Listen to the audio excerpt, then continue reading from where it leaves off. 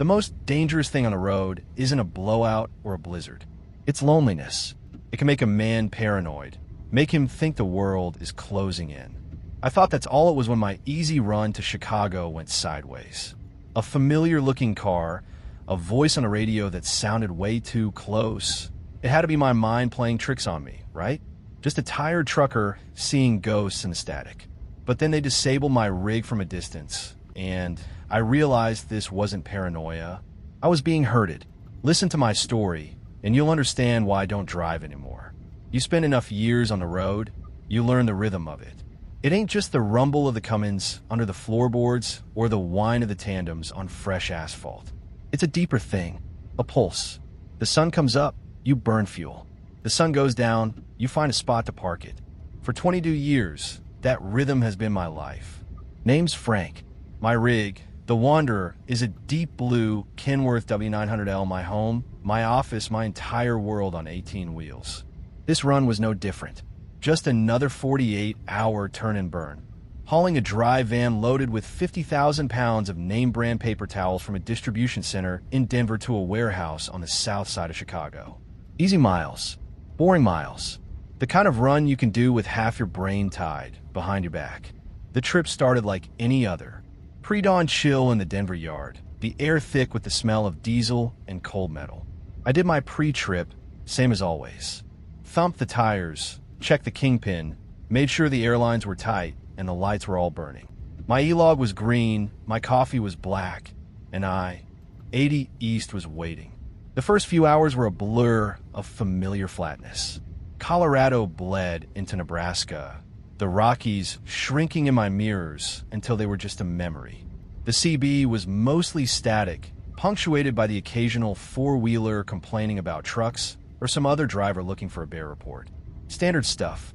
The engine hummed its steady song. The miles peeled away, and I settled into that trance-like state every long-haul driver knows.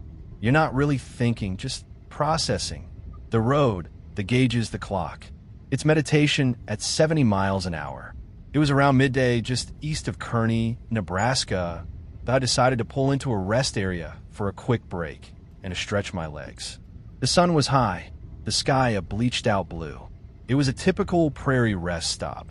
A small brick building for the facilities, a few picnic tables, and a long, curved lane for commercial trucks. As I rolled in, I saw it. I swung myself out of the cab, my boots hitting the pavement with a thud. I walked towards it, my steps hesitant, a cold dread coiling in my gut. As I got closer, I saw the spiderweb crack in the corner of the windshield, shaped exactly like a lightning bolt. It was the same crack I'd noticed on the first car. And there, dangling from the rearview mirror, was a single, small, tarnished silver key. The exact same key. It wasn't a similar car. It was the same car. My mind just stopped. It refused to process what my eyes were telling it. The world seemed to go silent.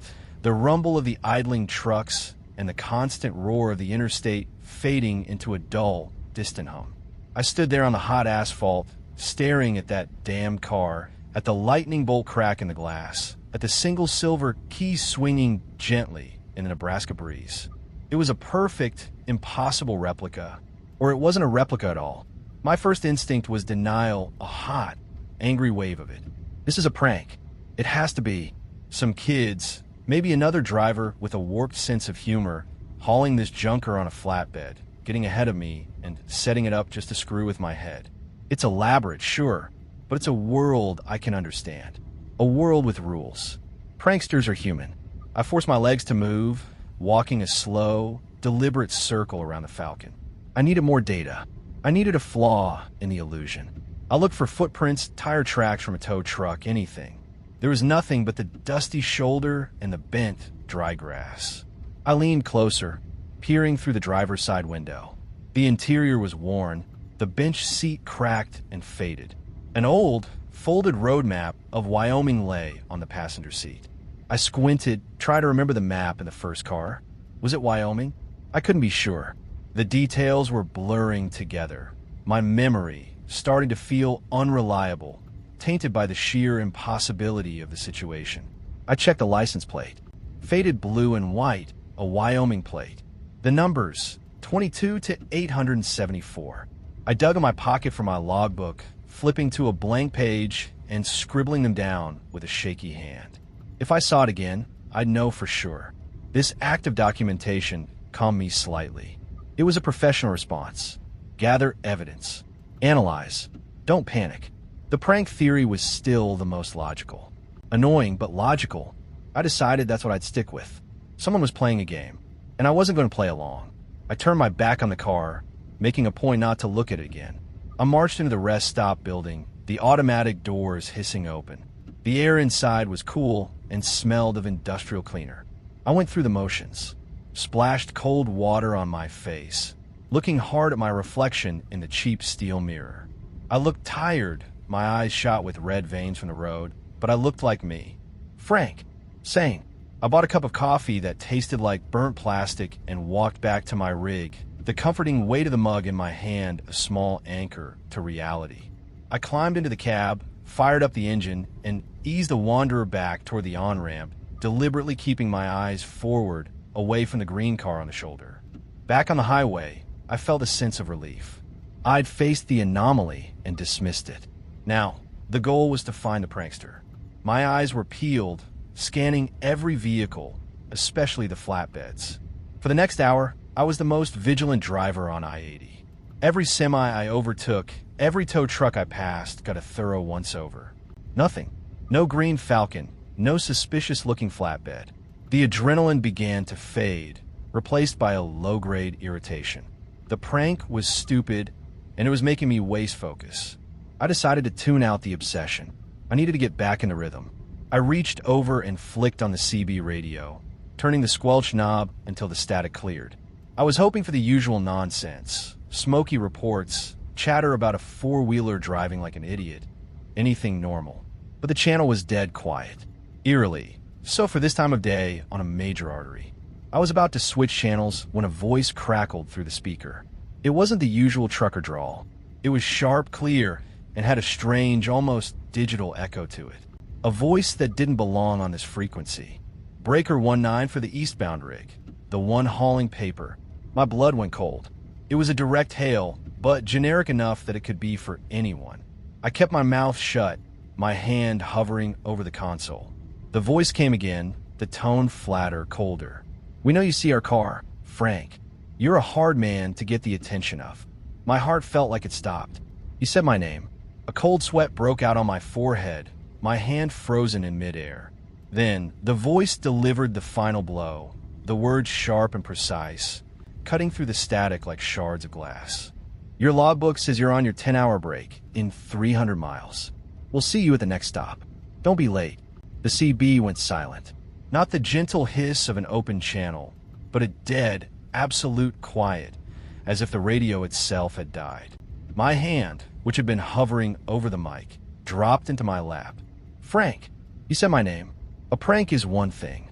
A coordinated, multi-state prank with inside information is another beast entirely. My logbook. How in God's name could they know what was in my e-log? That's proprietary data, locked into the truck's computer system, transmitted directly to my company and the DOT. It's not something you just overhear. My mind started racing, cycling through possibilities, each one worse than the last. Did my dispatcher leak my info? Was the system hacked? My throat felt tight, the stale air in the cab suddenly suffocating. I felt watched. The endless expanse of Nebraska farmland that had been so comforting just an hour ago now seemed menacing. A vast, empty stage where I was the only actor, and a hidden audience was following my every move. I needed to do something. I couldn't just keep driving east, heading straight for whatever next stop they had in mind. My first thought was to get off the interstate. Find a back road, a state highway, anything to break the pattern. But the voice on the radio, "Don't be late." It wasn't a suggestion. It was a command, a threat. What would happen if I was late? Would they do something to my truck? My trailer? The thought of a blowout at 70 miles an hour, caused by some unseen saboteur, was enough to keep me in the right lane. My second thought was to call for help. But who? My dispatcher?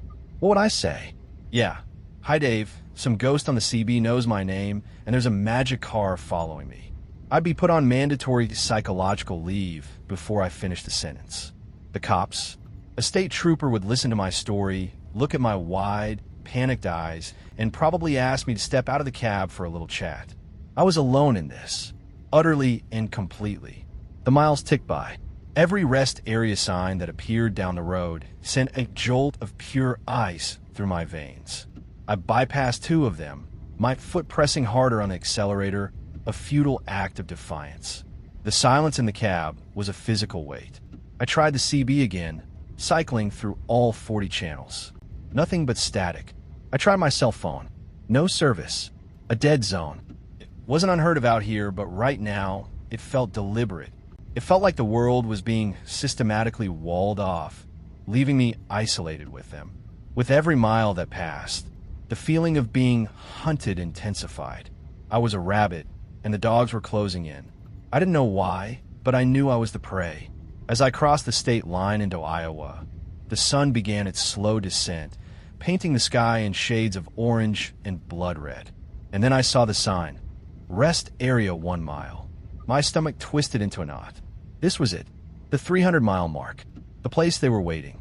My training, my 22 years of professional instinct, screamed at me to keep going. But the voice on the radio echoed in my head. Don't be late. I was caught in a trap of my own making. My fear of what would happen if I disobeyed was now greater than my fear of what waited for me if I complied. With a sense of grim finality, I flicked my turn signal on. The Wanderer groaned as I guided it onto the off-ramp, my eyes scanning, dreading what I knew I would find. And there it was, nestled between a couple of other semis, parked neatly in a designated spot this time, not on the shoulder. The green Ford Falcon. The hood was down. The tire wasn't flat. It looked normal. If I hadn't seen it twice before, I would have thought nothing of it. But this time, it wasn't empty. A man was leaning against the driver's side door, his arms crossed, watching me pull in. He was tall, thin, and wore a simple, dark mechanic's jumpsuit. His face was unremarkable, the kind you'd forget 2 seconds after seeing it. But his eyes, even from 50 yards away, I could feel them on me. They were flat, empty, devoid of any emotion. He just watched, a statue of patient malevolence. I pull my rig to a stop a few spaces down, the air brakes hissing like a startled snake. My hand reached for the door handle, then stopped. I had no idea what to do next. My truck, my sanctuary, suddenly felt like a cage. The man pushed himself off the car and began walking towards me, his pace unhurried, his boots making soft, rhythmic sounds on the pavement. And as he got closer, I saw that the hand at his side wasn't empty. He was holding a tire iron, swinging it gently, rhythmically, in time with his steps. The sight of that tire iron, swinging so casually, so rhythmically, broke the spell of paralysis. This wasn't a ghost story anymore. This was real. The man in the jumpsuit wasn't an apparition. He was a physical threat, walking towards me with a weapon in his hand. My trucker's brain, the part that's been trained to react to road hazards and imminent danger, finally kicked into gear. Flight or fight. And in a 40-ton machine, flight is always the first best option. My hand, which had been frozen on the door, shot to the ignition. I didn't have time to build up air pressure for a smooth start. I just needed to move. Now, I twisted the key, and the big Cummins engine, which had never once failed me in a decade, gave a pathetic, wheezing cough, and then fell silent. I turned the key again. Click. Nothing. A third time. Click. The silence that followed was more terrifying than any engine roar. He'd done something to my truck. While I was barreling down the interstate, agonizing over what to do, they were already 10 steps ahead. They hadn't just predicted my arrival. They prepared for it. The man in the jumpsuit didn't break his stride. He was about 30 feet away now, the tire iron making a soft swish through the air with every swing. Panic gave way to a cold, sharp-edged fury. He was going to corner me in my own cab. He thought he had me trapped. But the Wanderer is my home. I know every inch of it. I know its strengths and its weaknesses. And I know it has more than one door. With a surge of adrenaline, I lunge across the cab, past the gear shift, and shove the passenger door open. I half fell, half jumped to the pavement, landing awkwardly but staying on my feet. The man stopped, his head tilting slightly, like a predator confused by its prey's unusual behavior. He hadn't expected that. That small victory, that flicker of surprise on his otherwise blank face, gave me a sliver of hope. I didn't run towards a rest stop building. That was a box, another trap. I ran the other way, towards the back of my trailer, using the 53 feet of it as a shield. I rounded the rear, my heart pounding a frantic rhythm against my ribs. I risked a glance back. He wasn't rushing. He'd started walking again, his pace just as measured, just as calm as before. He rounded the front of my Kenworth and started down the other side. He was hurting me. He was cutting off my escape route back to the interstate. I was pinned between my trailer and the grassy embankment that separated the truck parking from the main highway. My only option was to keep moving to get to the front of the rig before he did. It was a race. I sprinted along the length of the trailer, the setting sun casting my long, distorted shadow ahead of me. I could hear his footsteps on the other side, a steady, relentless metronome of doom. I reached the front of my truck and my blood ran cold. Standing near the front axle of the neighboring semi was another man, dressed in the same dark jumpsuit with the same empty face. He was just watching, waiting.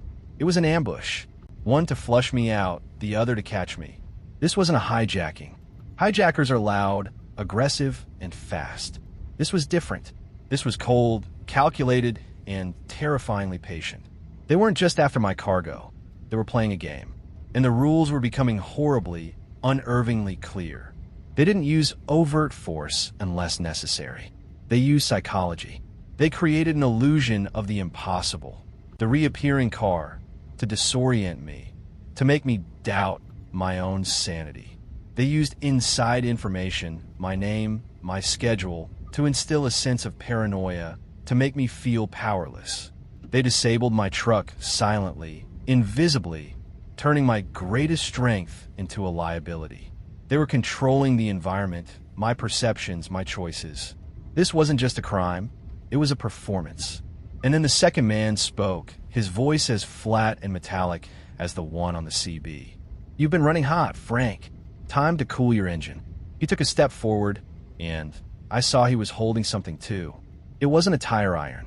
It was a small, black device like a garage door opener with a single red button. He raised it, pointing it at me.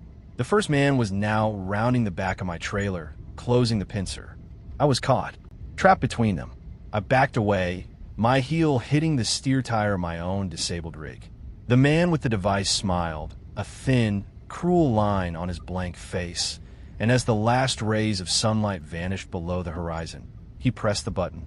I flinched, bracing for, I don't know what. A sound? A shock? Nothing happened. The man with the device just stood there, his thin smile unwavering.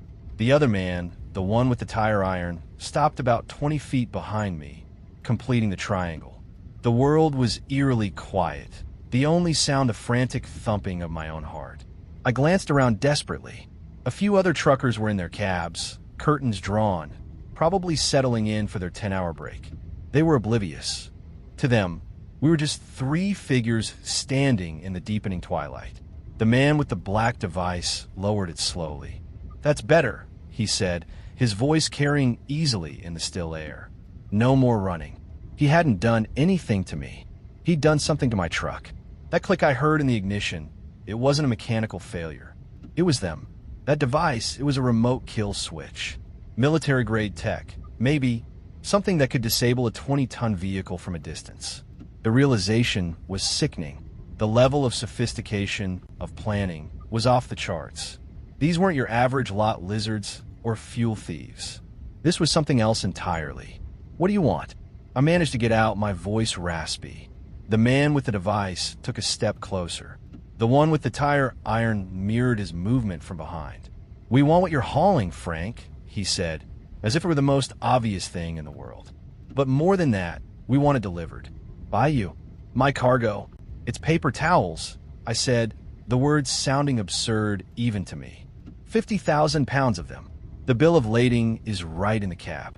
You can have it." He chuckled, a dry, rasping sound with no humor in it. "Oh, we know what the bill of lading says. But you and I both know that's not what's in the box." "Not really." He paused, letting the words hang in the air. "Just drive. Take the next exit. We'll give you the address. You do that, you get to walk away. Simple. My mind reeled. Not paper towels? I'd watch them loaded. Sealed pallets, shrink-wrapped, company logos all over them. It was a sealed trailer. I'd slapped my own lock on it after the shipper sealed it. What was he talking about? Was this some kind of setup?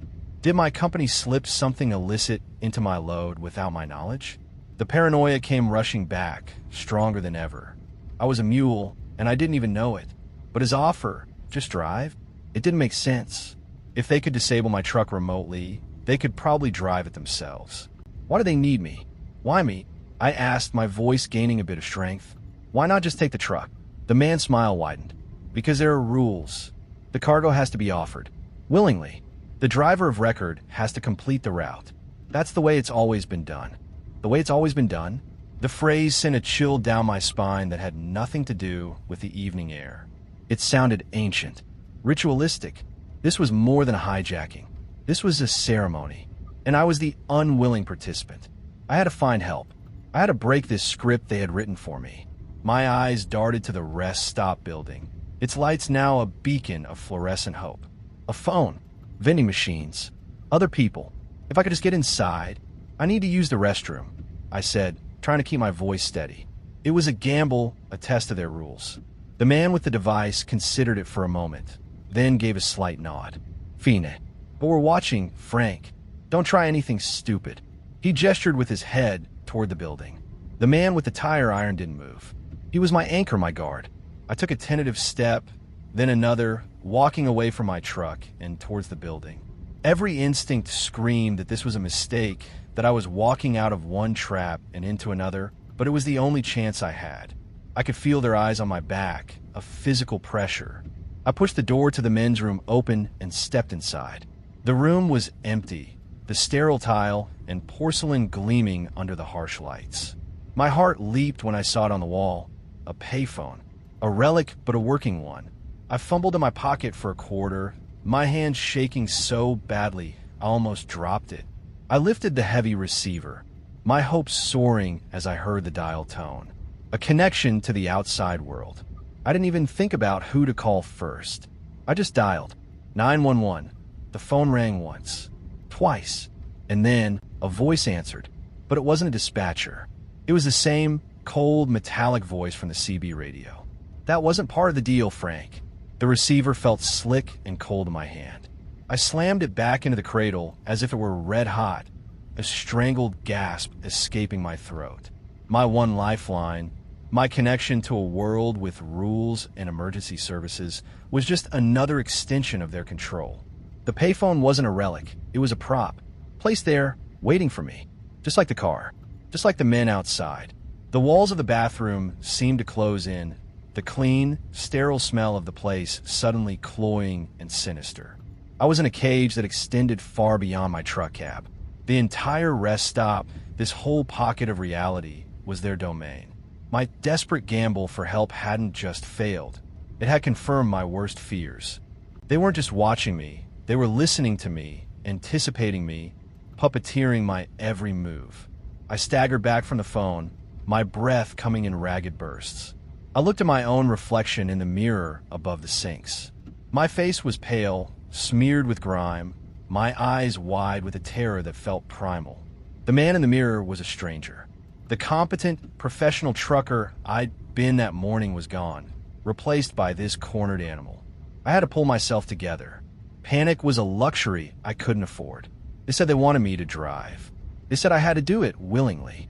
That word echoed in my mind. Willingly. That was the key. They needed my compliance, which meant, for some reason, they couldn't just force me. They could kill me, sure, but they hadn't. They could have dragged me from the cab, but they hadn't. They needed me to turn the key, to put the truck in gear, to choose to go with them. That was my only leverage. My refusal. A new resolve hardened in my gut, displacing the panic. I was not going to be their pawn. I would not drive that truck another inch for them. I took a deep breath, straightened my back, and pushed the door open, stepping back out into the twilight. The man with the device was still there, his empty smile fixed in place. The man with the tire iron hadn't moved. They looked like statues in the fading light. I walked towards them, my steps deliberate, my gaze locked on the leader. No, I said, my voice low but firm. The word felt powerful, a weapon in itself. The deal's off. I'm not driving. The man's smile didn't falter. He simply raised the black device again. That's a poor choice, Frank. He pressed the button. This time, I knew what to expect. Not an attack on me, but on my truck. Behind me, I heard a loud hiss, like a massive artery being severed. I whipped around just in time to see the air pouring out of all 8 tires on my trailer. They deflated with sickening speed, the massive weight of the cargo pressing the trailer down until the rims rested on the asphalt with a groaning crunch of metal. My trailer was crippled. My rig was officially going nowhere. It was a show of force, a demonstration of their power. You won't drive for us? Then you won't drive at all. But as I stared at the ruined tires, a flicker of something else ignited within me. An idea. A desperate, insane, beautiful idea. They thought they were trapping me, but they just handed me an escape route. My truck was immobilized, yes, but it was also an asset. It was a 50,000-pound anchor. My company, Western States Freight, would know my location via GPS. When I didn't report in, when my truck didn't move for hours, they'd get worried. They'd try to call. When they couldn't reach me, they'd send someone. A local mechanic. Roadside assistance. The cops. It wouldn't be immediate, but it would happen. All I had to do was wait. Outlast them. Turn their patient game against them. I turned back to the man, a grim smile of my own touching my lips. Go ahead, I said, my voice filled with a bravado I didn't entirely feel. Ruin the whole rig. I don't care. I'm on the clock. My company knows where I am. Sooner or later, someone's coming for this truck. And when they get here, you're going to have a lot of explaining to do. For the first time, the man's expression changed. The empty smile vanished, replaced by a flicker of annoyance. He glanced at his partner, a silent communication passing between them. I had broken their script again. I had found a flaw in their plan. They expected fear and compliance. I was giving them stubborn defiance. I called their bluff. The man with the device pocketed it. He took a step towards me. You think you're clever, Frank, he said, his voice losing its flat, metallic edge, now laced with genuine irritation. You think help is coming. He shook his head slowly. You still don't understand the rules. He pulled a cell phone from his jumpsuit. A standard smartphone, looked like any other. He tapped the screen a few times, then held it out for me to see. It was a live news feed from a local Omaha station. The headline at the bottom of the screen made the blood drain from my face, my defiant hope crumbling into dust. Breaking news. Amber Alert issued for missing Wyoming girl. Authorities seeking person of interest in connection with her disappearance. Driver identified as Frank Peterson. Vehicle is a blue Kenworth W900L. License plate 2P-L867. My license plate. My name. He didn't just have an ally in the phone company. He had an ally in the goddamn news. The world tilted on its axis. My name. My truck. An Amber Alert. It wasn't possible. It was a lie, a digital phantom conjured on a phone screen to break me. But it looked so real. The news station logo, the scrolling ticker, the professional-looking anchorwoman with her somber expression. It was a perfect fabrication, designed with the same chilling precision as the reappearing car. They hadn't just isolated me. They were painting a target on my back for the entire world to see. Every cop, every civilian who saw that alert would be looking for me. Not to help me, but to hunt me. My plan to wait for my company, for the authorities, was worse than useless. It was a death sentence. The sanctuary of a public rescue had just become the heart of the trap. Ow! I whispered, the word barely audible. The man pocketed the phone, the screen going dark, but the image was burned into my mind.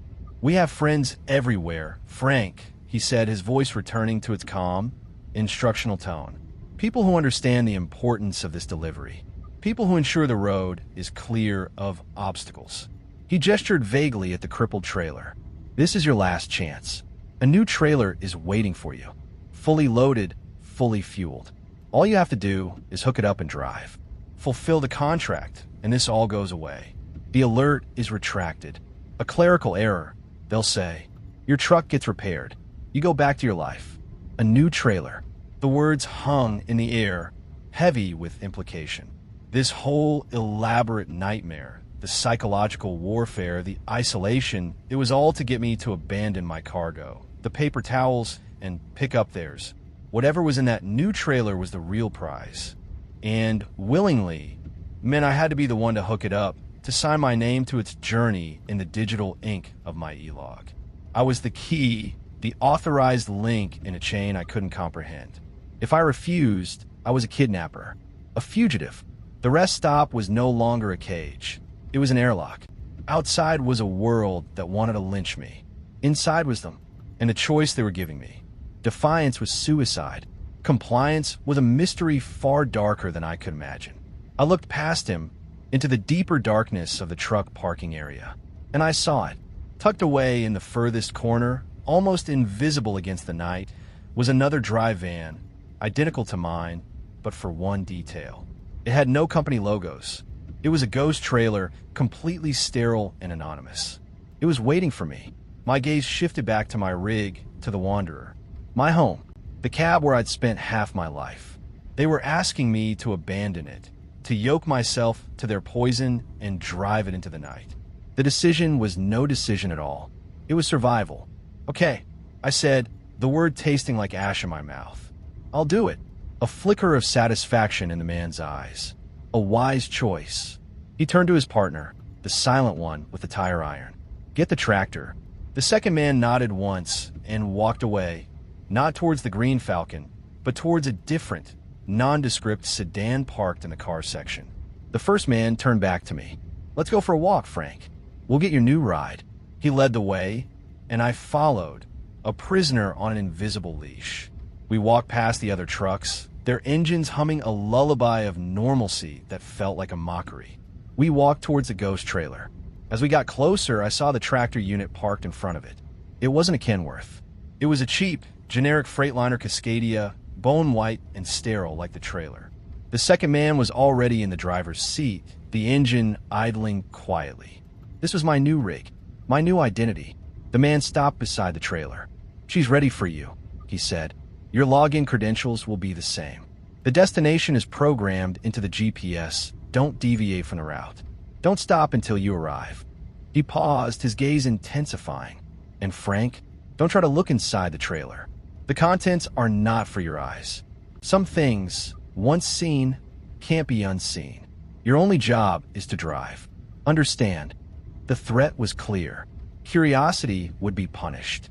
I gave a curt nod, my mind numb. This was my reality now. I was a cog in the machine. I walked to the driver's side door of the white tractor, my hand resting on the cold handle. This felt like a betrayal of everything I was, of my own rig, sitting crippled and abandoned just 100 yards away. But as I pulled the door open, my foot finding the first step up into the cab, a new, horrifying detail caught my eye. On the back of the passenger seat, draped neatly over the headrest, was a little girl's pink jacket. It was small, faded, and looked well-loved. And I knew, with a certainty that chilled me to the bone, that it was real. It wasn't a prop. It was the other half of their story. The piece of the puzzle that made the Amber Alert true. My blood turned to ice. The jacket wasn't just a prop. It was a checkmate. It was the physical evidence that would hang me.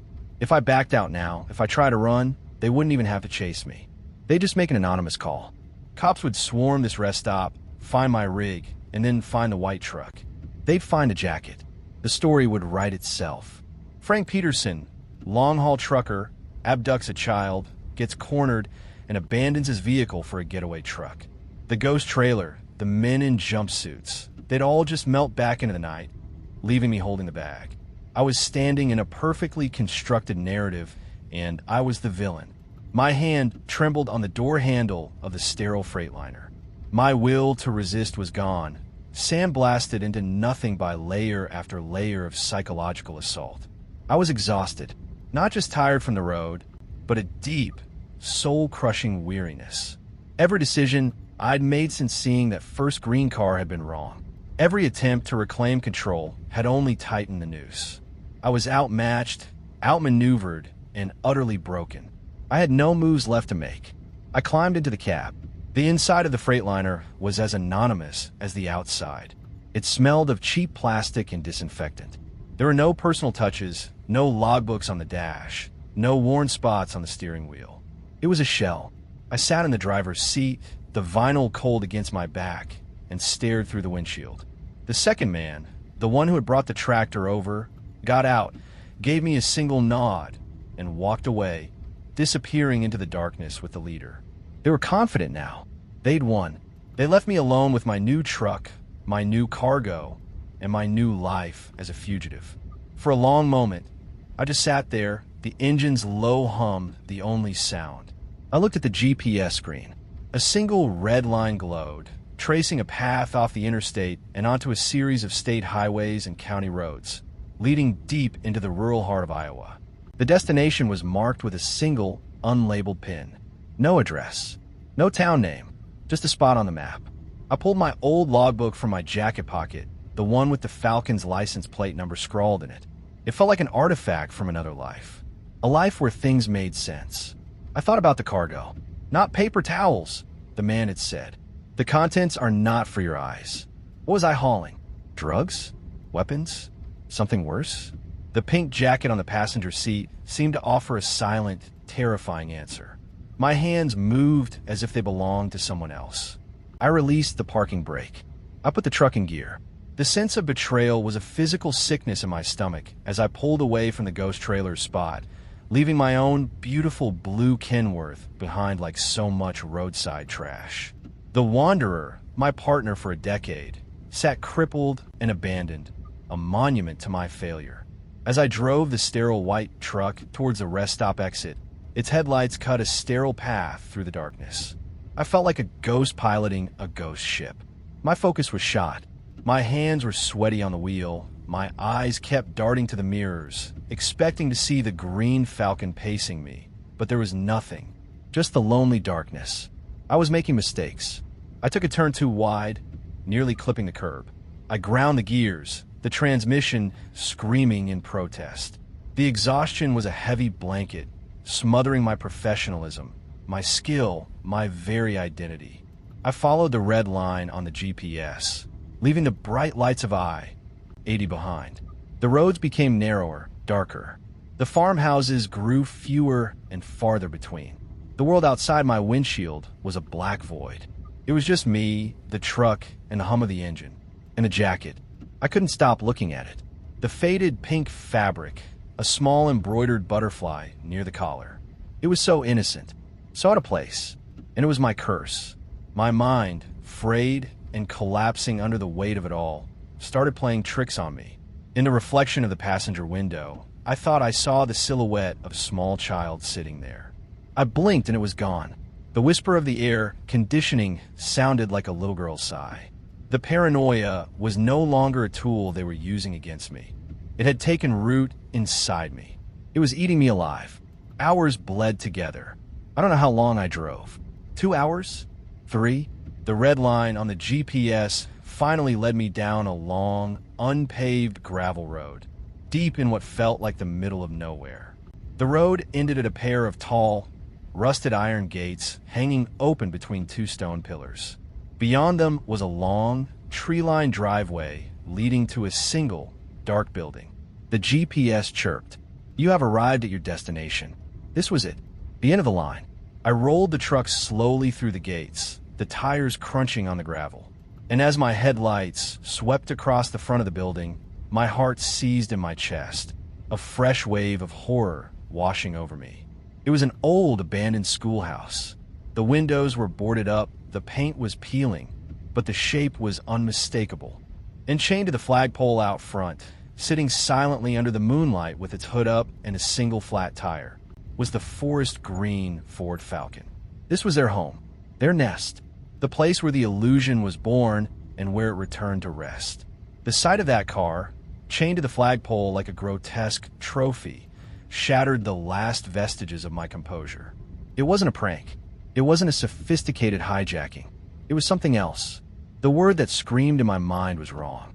Fundamentally, cosmically wrong. The Falcon wasn't just a car. It was a symbol, a marker, an anchor point for their predatory game, and I had followed it all the way home. My truck rolled to a stop in the overgrown gravel lot, the engine's low rumble sounding like a sacrilege in the dead silence of the place. I was at the destination. My job was done. Now what? The men in jumpsuits were nowhere to be seen.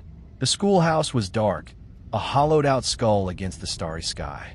For a terrifying moment, I thought they'd just leave me here, abandoned in the middle of nowhere with a stolen truck, a mysterious cargo, and a piece of evidence that tied me to a phantom crime. The isolation was absolute. My cell phone, I knew without checking, would have no service. The truck's radio was probably just as dead as the one in my Kenworth. I was at the bottom. I had complied. I had followed every instruction. I had piloted their poison package across the state, sacrificing my truck, my career, and my sanity to do it. And this was my reward. An abandoned schoolyard in the dead of night. I killed the engine. The sudden silence was absolute, broken only by the frantic pounding in my ears. I sat there, bathed in the faint glow of the dash lights, my hands fused to the steering wheel. I was a rat in a maze who had finally reached the cheese, only to find it was poison. My mind, stripped bare by exhaustion and fear, began to shut down. The adrenaline was gone, replaced by a profound, empty dread. I had nothing left. No plan, no hope, no fight. They had won. They had hollowed me out and left the shell behind. My gaze fell again on the pink jacket on the passenger seat. It seemed to glow in the dim light. It was the only thing with any color, any life, in this sterile, monochrome world they'd built around me. I thought about the Amber Alert, about the fictional little girl they'd used to chain me to their will. It was all a lie, a cruel, elaborate lie. But the jacket was real. Where did it come from? The thought was a spark in the darkness of my exhausted mind. They were masters of illusion, but their props had to come from somewhere. The Falcon was a real car. The phone was a real phone. The jacket was a real jacket. It had a history, a life before it was draped over this seat to become my prison sentence. My gaze drifted from the jacket back to the schoolhouse. The place felt ancient, steeped in a sorrow that seemed to soak into the very ground. This wasn't just a hideout. It was a place with a past, a story, and then a sound. The faint, rhythmic creak of metal on metal. Squeak, squeak, squeak. It was coming from behind the schoolhouse. I leaned forward, peering through the dusty windshield, trying to see into the darkness beyond the building. The sound was familiar, terribly familiar. It was the sound of a swing set, the kind you find in any school playground, swinging back and forth, empty, in the dead of night, with no wind to move it. My body went rigid. The men, the car, the technology, I could process that on some level. It was crime, twisted and strange, but it was crime. This was something else. This was a different kind of fear, cold, primal dread that bypassed logic and went straight for the soul. The sound wasn't menacing. It was lonely, melancholy, and it didn't stop. Squeak, squeak, squeak. A slow, steady, heartbreaking rhythm in the crushing silence. The truck was disabled. I knew it would be. I was cornered with no way out. The men in jumpsuits weren't the real threat. They were just the caretakers, the stagehands. The real horror, the heart of this whole nightmare was here, in this place, and it was awake. It knew I had arrived. And as I sat there, frozen in the cab, a single light flickered on in one of the upper windows of the abandoned schoolhouse. A pale, soft, yellow light, as if from a candle. The light in the window held me mesmerized. It wasn't the harsh, cold glare of a flashlight or a modern bulb. It was a warm, flickering glow, ancient and out of place. It was the light of a story of vigil. It was the first thing in this entire nightmare that didn't feel sterile, calculated, or aggressive. It just was. And in that moment, something inside me shifted. The terror that had paralyzed me began to recede, replaced by a razor-sharp, desperate curiosity. The men in the jumpsuits were the how. This place, that light, the sound of the empty swing, this was the why. I needed to understand. It was no longer just about survival. It was about knowing. If I was going to be destroyed by this thing, I refused to be destroyed by something I couldn't even name. My exhaustion felt miles away, burned off by a new, strange intensity. I looked from the candlelit window to the pink jacket on the seat beside me. The jacket, the Amber Alert, the fake news story. They had used the most powerful story they could think of to control me. A missing child. Why that story? Why not drugs or terrorism or any other generic threat? It was specific, it was personal, and it was aimed directly at the conscience of any decent person. And then it clicked. A tiny detail from a news report on the man's phone. A detail I hadn't even consciously registered until now. Amber Alert issued for missing Wyoming girl. Wyoming. The first time I saw the Falcon on the rest stop ramp in Nebraska, I glanced at the interior. There was an old, folded road map on the seat. A map of Wyoming. The license plate on the Falcon was a Wyoming plate. It wasn't random. None of this was random. It was all part of the same story. A story that started in Wyoming a long time ago. My eyes darted around the cab of the sterile Freightliner, searching for anything, any tool. My gaze landed on the tire thumper tucked into the pocket of the driver's side door. A simple club of wood, used for checking tire pressure. It wasn't much, but it was solid. It was real. I grabbed it, the worn wood a comforting weight in my hand. I took one last look at the pink jacket. It wasn't a threat anymore. It was a clue. It was the ghost of the real story, the one they had twisted to suit their purposes. I had to get out of the truck. The cab was their space, their control. The schoolhouse, the swing set, that single light, that was the heart of it all. The source. I knew with a bone-deep certainty that the men in jumpsuits were gone. Their job was done. They had delivered the offering. Me, or rather, the cargo I was hauling. The cargo has to be offered. Willingly, the man had said. They didn't need me anymore. They needed what was in the trailer. I pushed the door open, the faint interior light spilling onto the gravel. I slid out of the cab, the tire thumper held tight in my hand. The rhythmic squeaking of the swing set was louder out here, a lonely heartbeat in the vast, silent darkness. I shut the truck door quietly. The world was still. The air was cold and carried the scent of damp earth and decaying leaves. I didn't look at the Falcon. It was part of the illusion, the stagecraft. I looked at the schoolhouse. I had to know what was in my trailer. I had to know what I had just delivered to this haunted place. I walked to the back of the ghost trailer, my boots crunching on the gravel.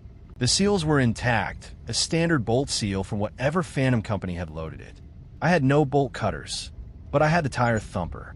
It was a crude tool for the job, but my desperation gave me strength. I jammed the end of the thumper into the hasp, positioning it against the thin metal of the seal. I took a deep breath and threw all my weight against it. The metal groaned. Again, a loud crack echoed in the night as the cheap seal snapped. The lock fell away. My heart hammered against my ribs. I paused, listening. The only sound was the steady, sad squeak of the swing. I reached out, my hand trembling, and curled my fingers around the heavy latch. I pulled, and the right side trailer door swung open with a low groan. The interior was pitch black. I fumbled for my phone, my hands shaking too much to work it properly. Then I remembered the small, powerful flashlight I always keep clipped to my belt. Another relic from my old life. I clicked it on. The beam cut through the darkness, illuminating the cargo. And my blood ran cold. It wasn't drugs. It wasn't weapons. The trailer was filled, front to back, with toys. Old toys. Dolls with missing eyes, stuffed animals with worn-off fur, wooden blocks, toy trucks, tea sets. And in the very back, a small, pink bicycle with training wheels. It was a trailer full of lost childhoods. It was a tomb, and I understood. I wasn't hauling contraband. I was hauling memories, offerings, for whatever was waiting in that schoolhouse, for the child who used to wear a little pink jacket. And as the beam of my flashlight fell upon a dusty, rocking horse, I saw something else tucked behind it, something that didn't belong. It was a stack of brand new, shrink-wrapped packages of paper towels.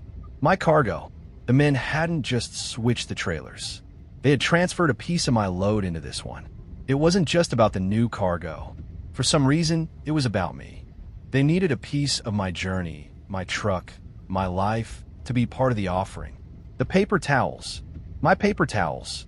Sitting there amongst the graveyard of lost toys, it was the most obscene thing I had ever seen. It was a signature. My signature. Frank Peterson and his cargo of household absorbency had been woven into this ritual. They hadn't just used me. They had consumed a piece of my professional life, my identity, and were feeding it to whatever was in that schoolhouse. The realization hit me like a physical blow. This was a cycle, a delivery route from hell. And if I didn't break it, I would become just another ghost story told by truckers, another offering to the darkness at the end of the gravel road. The flicker of resolve in my gut roared into a fire. I wasn't going to be a sacrifice. My mind, now shockingly clear, raced. The toys, the Falcon, the jacket, they were anchors. Anchors for a memory, for a ghost. And what do you do with anchors? You raise them. You move them. You sever their connection to the thing they're holding in place.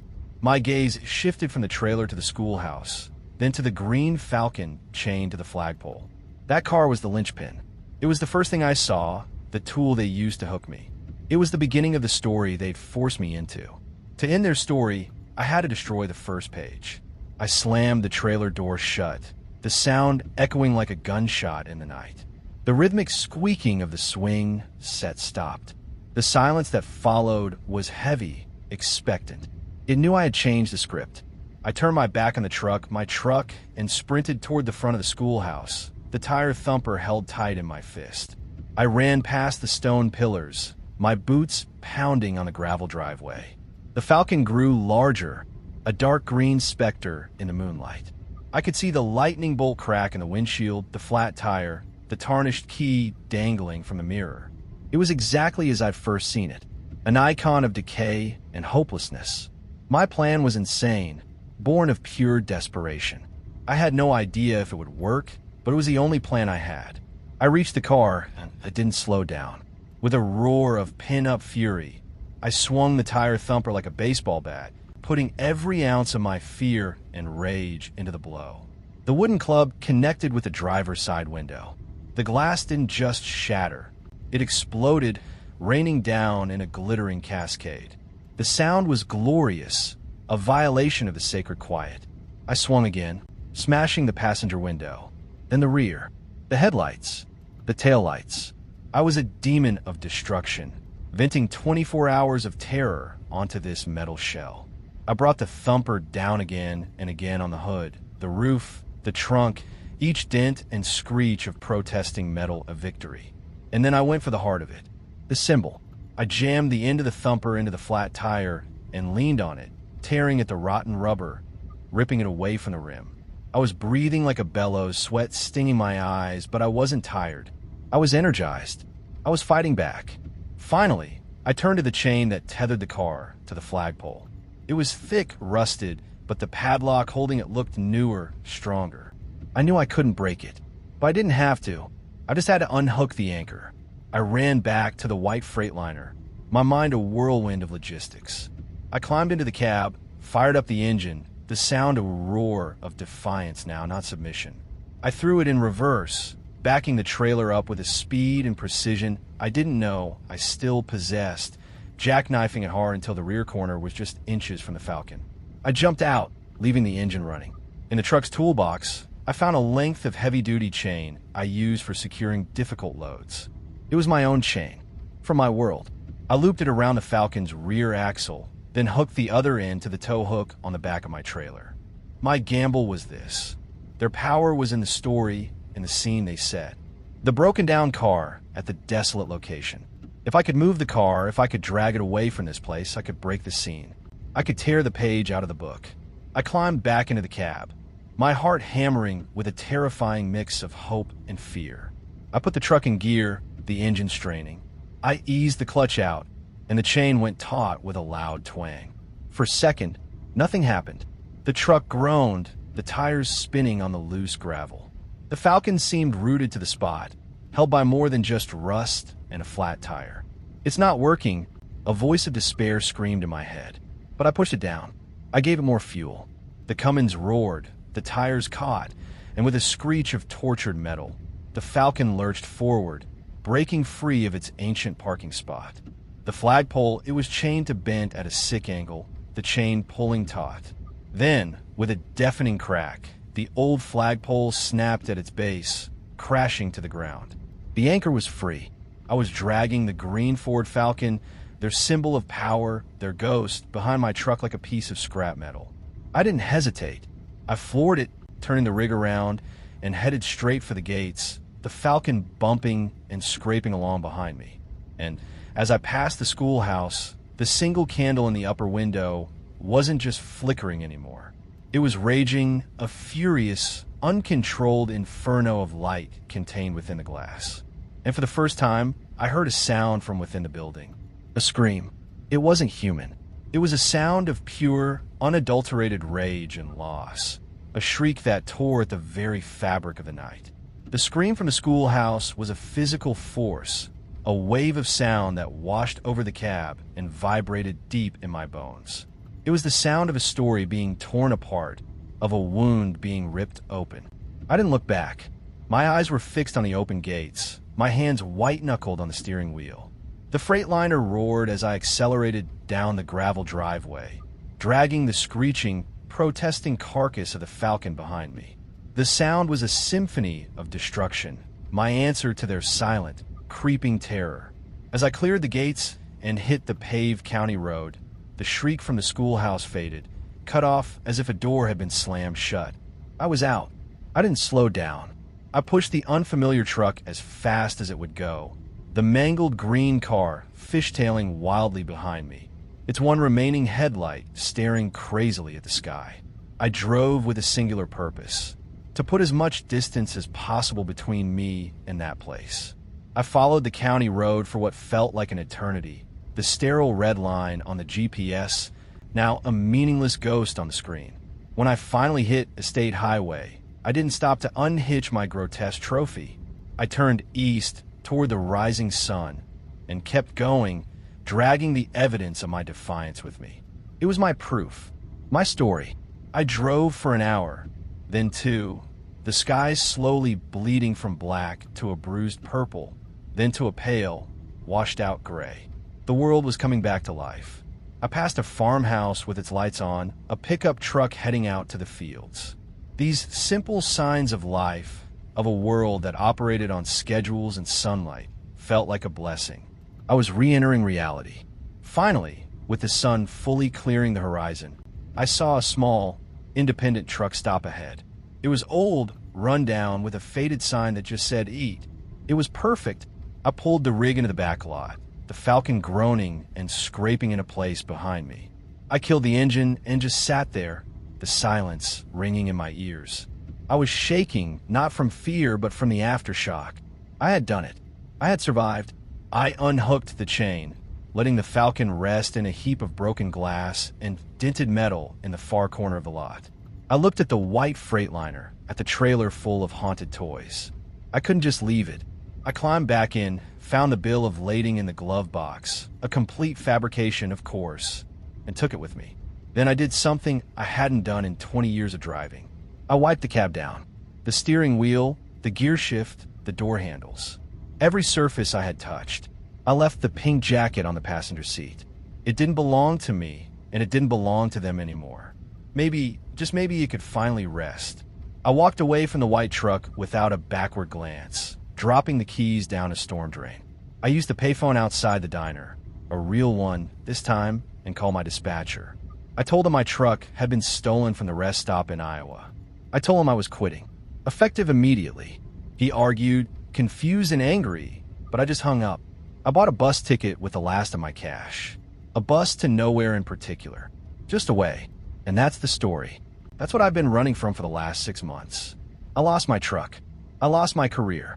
I lost the man I used to be, the one who believed the world operated on diesel and logic.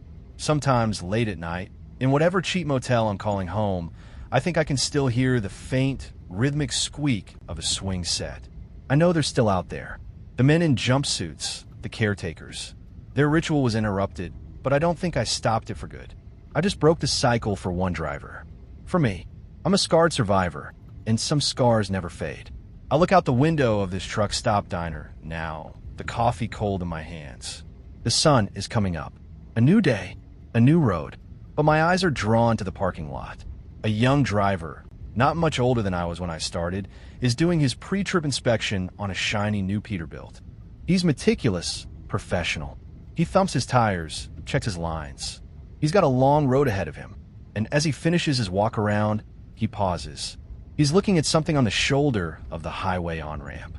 Something I can't quite make out from here. It's a car. An old one, I think.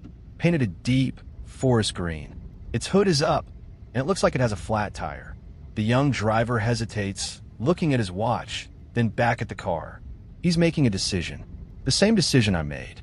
And I know, with a cold, sickening certainty that freezes the very blood in my veins, that the story isn't over. The delivery is just late.